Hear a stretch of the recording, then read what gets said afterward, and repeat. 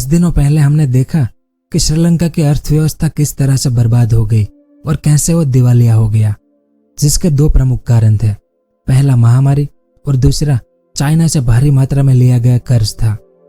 लेकिन यहाँ पर विश्व बैंक का मानना है कि चाइना से लिया गया कर्ज ही श्रीलंका की बर्बादी का मुख्य कारण था और चाइना ने अपने कर्ज के जाल में ऐसे अनेकों देशों को फंसा रखा है, जिसमें हमारा पड़ोसी देश पाकिस्तान भी है, जो चाइना से कर्ज ले लेकर कंगाली के स्तर पर पहुंच चुका है। फिर बांग्लादेश भी चाइना के कर्ज के जाल से अछूता नहीं रहा है। इस कारण तो कुछ दिनों पहले बांग्लादेश के विदेश मंत्री ने यह कहा था कि किसी भी देश को चाइना से लोन लेने से पहले 2 बार विचार कर लेना चाहिए। लेकिन जो देश पहले से ही चाइना से लोन ले चुके हैं उनका क्या? क्योंकि उन देशों की अर्थव्यवस्थाओं के हाल भी बहुत बुरे चल रहे हैं। जैसे चीन के कर्ज के कारण बर्बाद हुए देशों में हमारे भारत का एक एशियाई मित्र देश लाओस भी आता है। इस मैप में आप देख सकते हैं, ये हमारा भारत है, ये चाइना है और ये वाला है लाओस, जो आज मौजूदा समय में चाइना के कर्ज के जाल में बुरी तरह फंस चुका है। इस कारण लाओस ने अपने देश की कई संपत्तियों को चाइना के नाम कर दी है ताकि चाइना के लोन की किस्त चुकाई जा सके। वहीं बढ़ती खाद्य सामग्री की कीमतें, घटता विदेशी मुद्रा भंडार, पेट्रोल पंपों के आगे लंबी कतारें आदि समस्याओं से अब लाओस भी जूझ रहा है। तो लाओस की अर्थव्यवस्था का इतना बुरा हाल कैसे हो गया है? तो आज की इस वीडियो में हम इसी के बारे में विस्तार से जानेंगे कि क्या लाओस भी चाइना की डेट ट्रैप डिप्लोमेसी में फंस चुका है।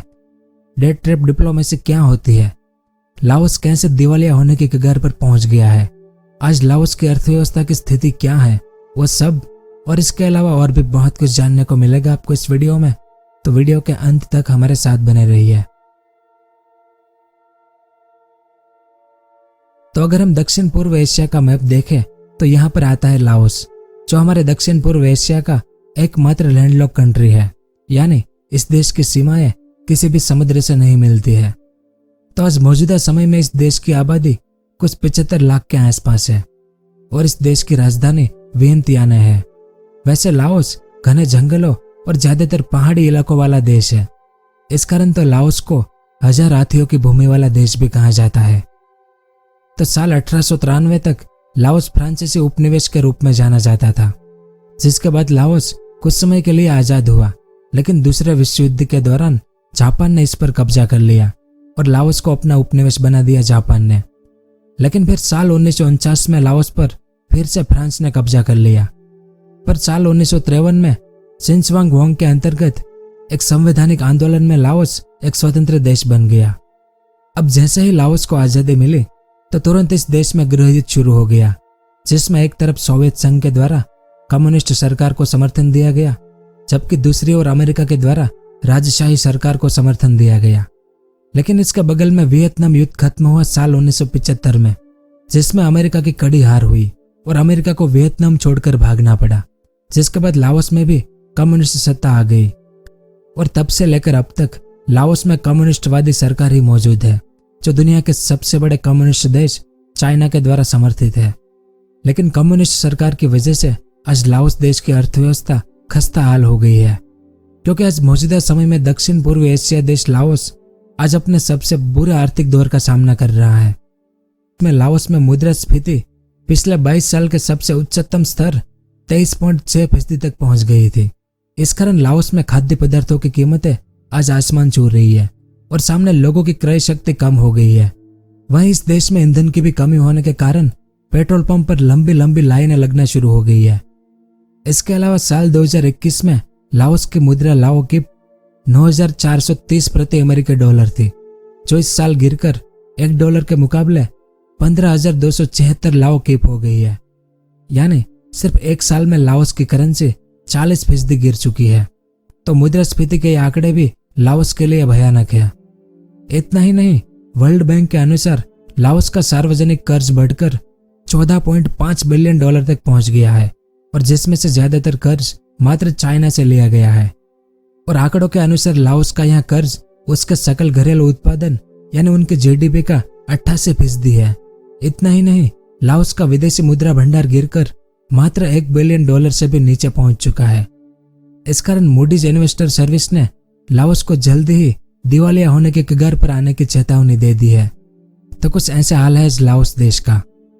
लेकिन लाओस की अर्थव्यवस्था को बर्बाद करने में चाइना किस तरह से जिम्मेदार है, और चाइना के अलावा ऐसे कौन से कारण हैं जिससे लाओस पूरी तरह से बर्बाद हो चुका है? तो पहला कारण है चाइना से भारी मात्रा में कर्ज लेना।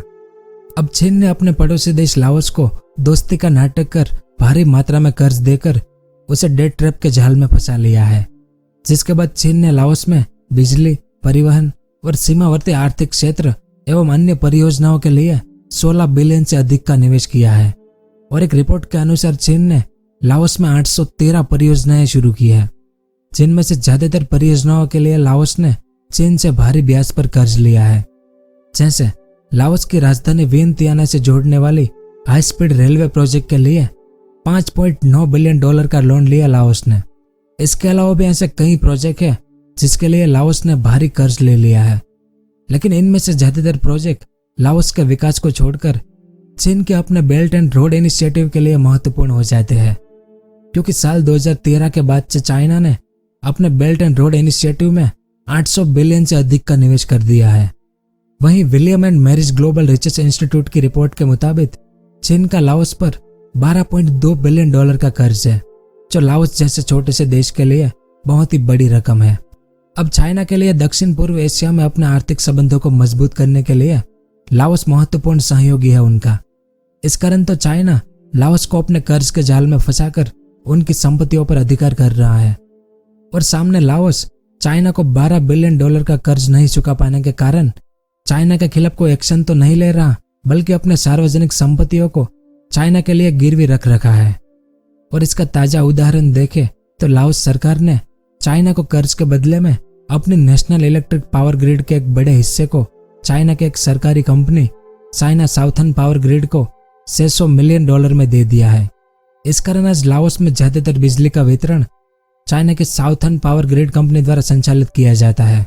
इसके अलावा लाओस ने रेलवे परियोजनाओं के लिए चाइना से 1.9 बिलियन डॉलर का कर्ज लिया है, क्योंकि लाओस को विश्वास था कि रेलवे के विकास से निर्यात और पर्यटन को बढ़ावा मिलेगा। लेकिन ऐसा कुछ हुआ नहीं, बल्कि लाओस पर चीन का कर्ज और बढ़ गया। वहीं लाओस ने अपनी पन बिजली योजना और ढांचा परियोजनाओं के लिए भी चाइना से भारी मात्रा में कर्ज ले लिया है, जो समय पर नहीं चुकाने के कारण इन परियोजनाओं में चीनी सरकारी कंपनियों की हिस्सेदारी को 80 से 90% तक बढ़ा दिया गया है, और बाकी बची हुई हिस्सेदारी लाओस की सरकारी कंपनी के पास है। तो कुल मिलाकर लाओस आज चीन के कर्ज के जाल में बुरी तरह से फंस चुका है, और लाओस की ज्यादातर सरकारी संपत्तियों में चाइना का एक बड़ा हिस्सा आता है। इस कारण तो चाइना लाओस में सबसे बड़े विदेशी निवेशक के तौर पर उभरा है। दूसरा कारण महामारी। साल 2019 में लाओस की अर्थव्यवस्था 6 से 7% की वृद्धि के साथ चल रही थी, लेकिन महामारी के बाद लाओस की अर्थव्यवस्था ठप हो गई और उनका विकास दर 0 तक पहुंच गया। क्योंकि इस देश की अर्थव्यवस्था बहुत छोटी है, इस कारण ये ज्यादा संवेदनशील है। यानी महामारी के कारण लाओस के विकास के लिए किए गए सभी काम बंद हो गए और उनकी परियोजनाओं में लगाए गए धन की लागत भी बढ़ने लगी, जिस कारण इस मंदी का लाओस पर बुरा प्रभाव पड़ा और देश में बेरोजगारी की स्थिति पैदा हो गई। और इनके श्रम मंत्रालय के अनुसार महामारी के बाद लाओस में बेरोजगारी की दर 25% तक बढ़ चुकी है। तो इसे ठीक करने के लिए लाओस ने चीन से और कर्ज लिया, जिसके बाद रूस और यूक्रेन युद्ध के कारण बढ़ती तेल की कीमतें और खाद्य संकट ने लाओस जैसे गरीब देश की समस्याओं को और बढ़ा दिया। यानी बढ़ती महंगाई और विदेशी कर्ज के कारण लाओस पूरी तरह से जल्द ही श्रीलंका की तरह दिवालिया होने वाला है, ऐसा अनुमान लगाया जा रहा है। और ऊपर से लाओस का व्यापार यूरोपीय देशों और भारत के साथ ना के बराबर है, क्योंकि कम्युनिस्ट पार्टी की सरकार होने के कारण लाओस का व्यापार पूंजीवादी देश के साथ बहुत ही कम होता है और लाओस का अधिकतर व्यापार चीन, वियतनाम और म्यांमार से होता है। लेकिन महामारी का असर इन देशों पर भी हुआ था, जिससे लाओस का जो थोड़ा बहुत निर्यात था वो भी बहुत कम हो गया। इसके अलावा लाओस की बर्बादी का एक अन्य कारण लाओस सरकार का भ्रष्ट तंत्र भी है। अब लाओस में भी चीन की तरह एक ही पार्टी का शासन चलता है, इस कारण लाओस सरकार को किसी भी प्रकार की जवाबदेही देनी नहीं पड़ती। अब लाओस एक छोटा सा देश होने के कारण लाओस सरकार के द्वारा किया गया तानाशाही शासन वर्ल्ड मीडिया में कम ही दिखाई देता है। वहीं समाचारों की रिपोर्ट के अनुसार लाओस सरकार के कई बड़े नेताओं ने चाइना से करोड़ों रुपए की रिश्वत ले ली है ताकि चाइना की सरकारी कंपनियों को देश के सभी परियोजनाओं के कॉन्ट्रैक्ट दिए जा सके। वहीं लाओस सरकार जनता को सरकारी हिसाब नहीं दिखाती है, जिस कारण सरकारें विकास परियोजनाओं के नाम पर चाइना से कर्ज ले लेती है और कर्ज न चुकाने की स्थिति में अपनी सरकारी संपत्तियों को चाइना को सौंप देती है। तो ये कुछ कारण थे लाओस की बर्बादी के लिए। अब अगर लाओस के दिवालिया होने की बात करें तो रिपोर्ट के मुताबिक लाओस जल्द ही दिवालिया हो सकता है। वहीं अगर चीन आगे भी लाओस को कर्ज देता रहा तो वह दिवालिया होने से बच जाएगा, ऐसा उनकी मीडिया का कहना है। लेकिन सामने लाओस के कई अर्थशास्त्री मानते हैं कि लाओस ने बेवजह चीन से भारी मात्रा में कर्ज लेकर खुद को ही बर्बाद कर दिया है। और दुनिया भर के बड़े अर्थशास्त्रियों के अनुसार लाओस चीन की डेट ट्रैप डिप्लोमेसी का शिकार बन चुका है। लाओस के पास अपनी सरकारी संपत्तियों को चीन को सौंपने के अलावा और कोई दूसरा तरीका नहीं है। तो अब ये जानते हैं कि डेट ट्रैप डिप्लोमेसी क्या है। तो डेट ट्रैप डिप्लोमेसी के अंतर्गत चाइना अपने हित के लिए दूसरे देशों को भारी मात्रा में कर्ज देता है। इसके बाद चाइना अपना लाभ कमाने के लिए कर्ज में डूबे देश को अपने स्वार्थ के लिए परेशान करता है और उन पर अपनी धौंस जमाता है। और डेट ट्रैप डिप्लोमेसी दूसरे देशों को विकास के सपने दिखाकर उनकी बुनियादी ढांचा परियोजनाओं जैसे काम के लिए चाइना उन देशों को अरबों खरबों डॉलर का कर्ज उपलब्ध करवाता है और उनकी परियोजनाओं को पूरा करने के लिए चाइनीज कंपनियों को ही काम दिया जाता है।